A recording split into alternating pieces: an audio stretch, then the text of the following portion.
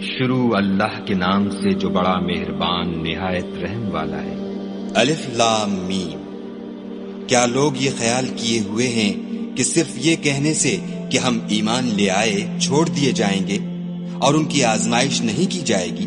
اور جو لوگ ان سے پہلے ہو چکے ہیں ہم نے ان کو بھی آزمایا تھا اور ان کو بھی آزمائیں گے، سو خدا ان کو ضرور معلوم کرے گا جو اپنے ایمان میں سچے ہیں اور ان کو بھی جو جھوٹے ہیں۔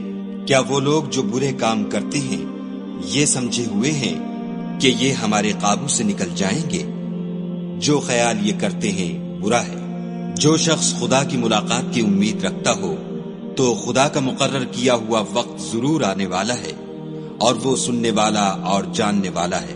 اور جو شخص محنت کرتا ہے تو اپنے ہی فائدے کے لیے محنت کرتا ہے، اور خدا تو سارے جہان سے بے پرواہ ہے۔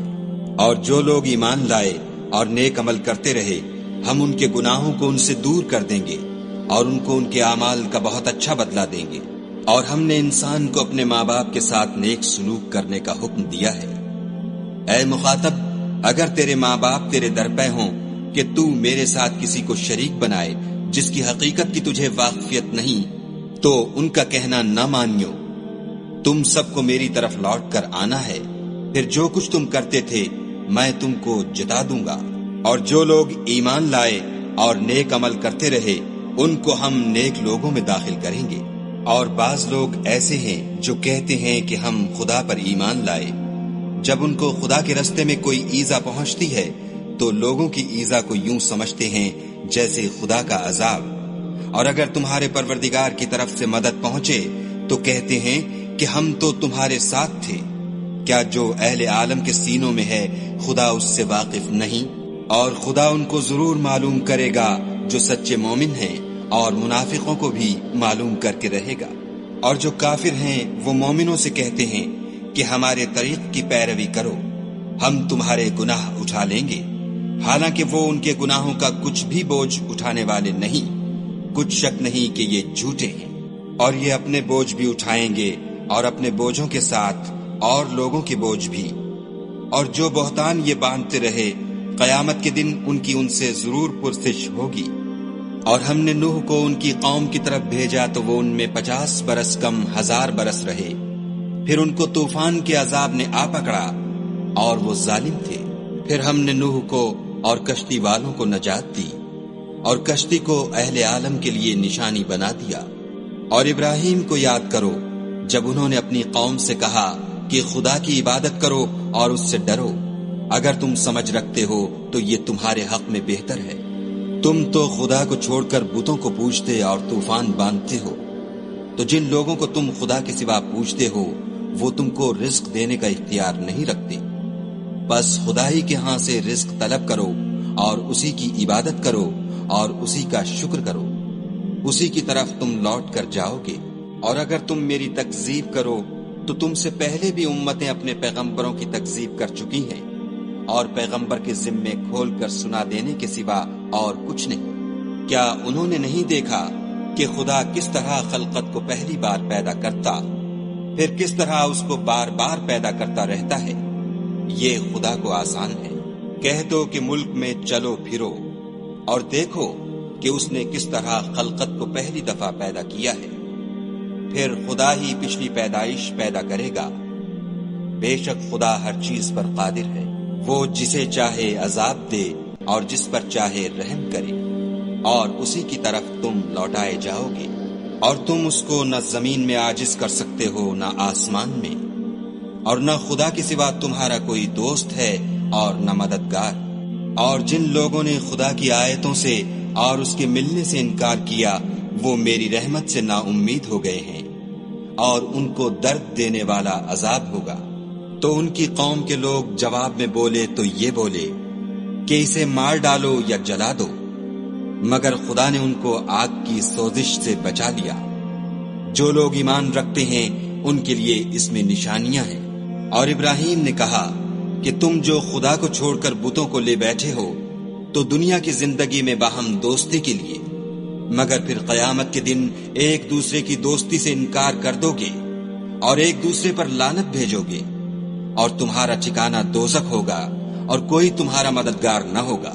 بس ان پر ایک لوط ایمان لائے اور ابراہیم کہنے لگے کہ میں اپنے پروردگار کی طرف ہجرت کرنے والا ہوں، بے شک وہ غالب حکمت والا ہے۔ اور ہم نے ان کو اسحاق اور یعقوب بخشے اور ان کی اولاد میں پیغمبری اور کتاب مقرر کر دی، اور ان کو دنیا میں بھی ان کا صلہ عنایت کیا، اور وہ آخرت میں بھی نیک لوگوں میں ہوں گے۔ اور لوط کو یاد کرو جب انہوں نے اپنی قوم سے کہا کہ تم عجب بے حیائی کے مرتکب ہوتے ہو، تم سے پہلے اہل عالم میں سے کسی نے ایسا کام نہیں کیا۔ کیا تم لذت کے ارادے سے لونڈوں کی طرف مائل ہوتے اور مسافروں کی رہزنی کرتے ہو اور اپنی مجلسوں میں ناپسندیدہ کام کرتے ہو؟ تو ان کی قوم کے لوگ جواب میں بولے تو یہ بولے کہ اگر تم سچے ہو تو ہم پر عذاب لے آؤ۔ لوط نے کہا کہ اے میرے پروردگار، ان مفسد لوگوں کے مقابلے میں مجھے نصرت عنایت فرما۔ اور جب ہمارے فرشتے ابراہیم کے پاس خوشی کی خبر لے کر آئے تو کہنے لگے کہ ہم اس بستی کے لوگوں کو ہلاک کر دینے والے ہیں کہ یہاں کے رہنے والے نافرمان ہیں۔ ابراہیم نے کہا کہ اس میں تو لوط بھی ہیں۔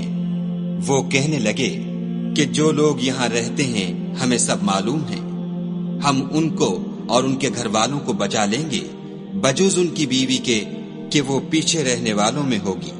اور جب ہمارے فرشتے لوط کے پاس آئے تو وہ ان کی وجہ سے ناخوش اور تنگ دل ہوئے۔ فرشتوں نے کہا کچھ خوف نہ کیجیے اور نہ رنج کیجیے، ہم آپ کو اور آپ کے گھر والوں کو بچا لیں گے، مگر آپ کی بیوی کے پیچھے رہنے والوں میں ہوگی۔ ہم اس بستی کے رہنے والوں پر اس سبب سے کہ یہ بد کرداری کرتے رہے ہیں آسمان سے عذاب نازل کرنے والے ہیں، اور ہم نے سمجھنے والے لوگوں کے لیے اس بستی سے ایک کھلی نشانی چھوڑ دی۔ اور مدین کی طرف ان کے بھائی شعیب کو بھیجا تو انہوں نے کہا اے قوم، خدا کی عبادت کرو اور پچھلے دن کے آنے کی امید رکھو اور ملک میں فساد نہ مچاؤ، مگر انہوں نے ان کو جھوٹا سمجھا، سو ان کو زلزلے کے عذاب نے آ پکڑا اور وہ اپنے گھروں میں اوندھے پڑے رہ گئے۔ اور عاد اور سمود کو بھی ہم نے ہلاک کر دیا، چنانچہ ان کے ویران گھر تمہاری آنکھوں کے سامنے ہیں، اور شیطان نے ان کے اعمال ان کو آراستہ کر دکھائے اور ان کو سیدھے رستے سے روک دیا، حالانکہ وہ دیکھنے والے لوگ تھے۔ اور قارون اور فرعون اور حامان کو بھی ہلاک کر دیا، اور ان کے پاس موسیٰ کھلی نشانیاں لے کر آئے تو وہ ملک میں مغرور ہو گئے، اور وہ ہمارے قابو سے نکل جانے والے نہ تھے، تو ہم نے سب کو ان کے گناہوں کے سبب پکڑ لیا۔ سو ان میں کچھ تو ایسے تھے جن پر ہم نے پتھروں کا مہ برسایا، اور کچھ ایسے تھے جن کو چنگھاڑ نے آ پکڑا، اور کچھ ایسے تھے جن کو ہم نے زمین میں دھسا دیا، اور کچھ ایسے تھے جن کو غرق کر دیا۔ اور خدا ایسا نہ تھا کہ ان پر ظلم کرتا، لیکن وہی اپنے آپ پر ظلم کرتے تھے۔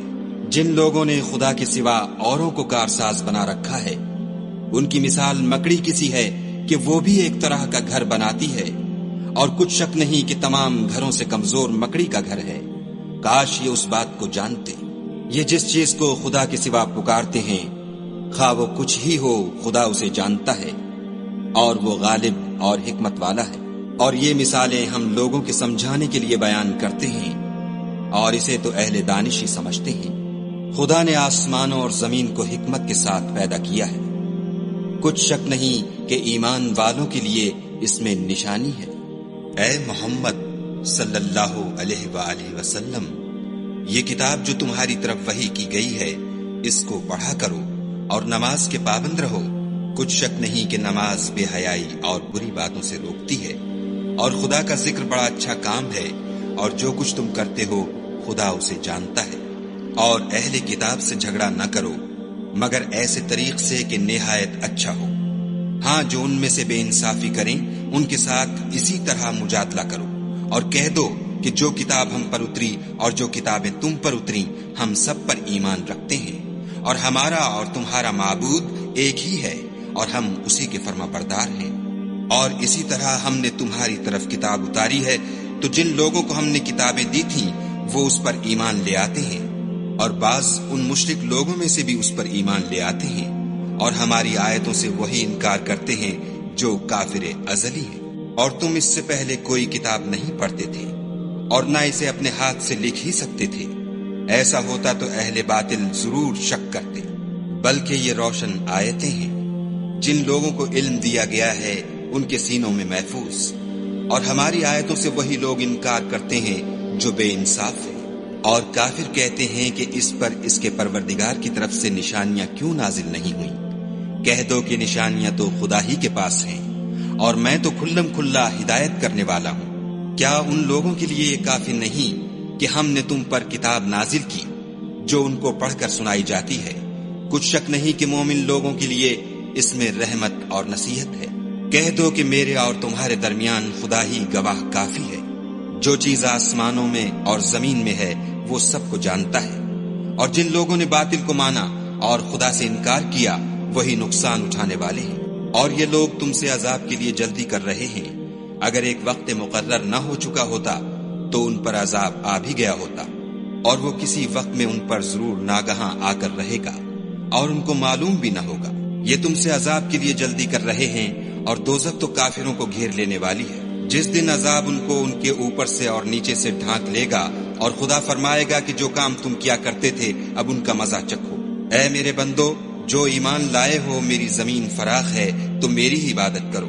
ہر متنفس موت کا مزہ چکھنے والا ہے، پھر تم ہماری ہی طرف لوٹ کر آؤ گے۔ اور جو لوگ ایمان لائے اور نیک عمل کرتے رہے ان کو ہم بہشت کے اونچے اونچے محلوں میں جگہ دیں گے جن کے نیچے نہریں بہہ رہی ہیں، ہمیشہ ان میں رہیں گے۔ نیک عمل کرنے والوں کا یہ خوب بدلہ ہے جو صبر کرتے اور اپنے پروردگار پر بھروسہ رکھتے ہیں۔ اور بہت سے جانور ہیں جو اپنا رزق اٹھائے نہیں پھرتے، خدا ہی ان کو رزق دیتا ہے اور تم کو بھی، اور وہ سننے والا اور جاننے والا ہے۔ اور اگر ان سے پوچھو کہ آسمانوں اور زمین کو کس نے پیدا کیا اور سورج اور چاند کو کس نے تمہارے زیر فرمان کیا، تو کہہ دیں گے خدا نے۔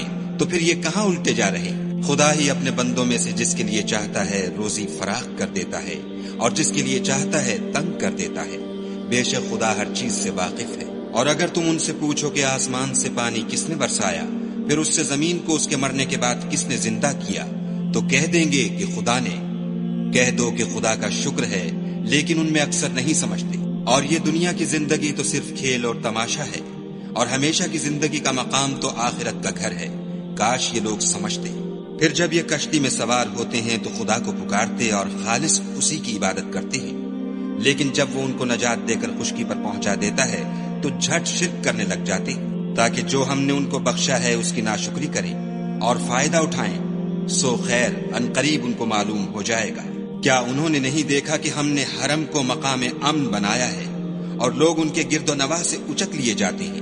کیا یہ لوگ باطل پر اعتقاد رکھتے ہیں اور خدا کی نعمتوں کی ناشکری کرتے ہیں؟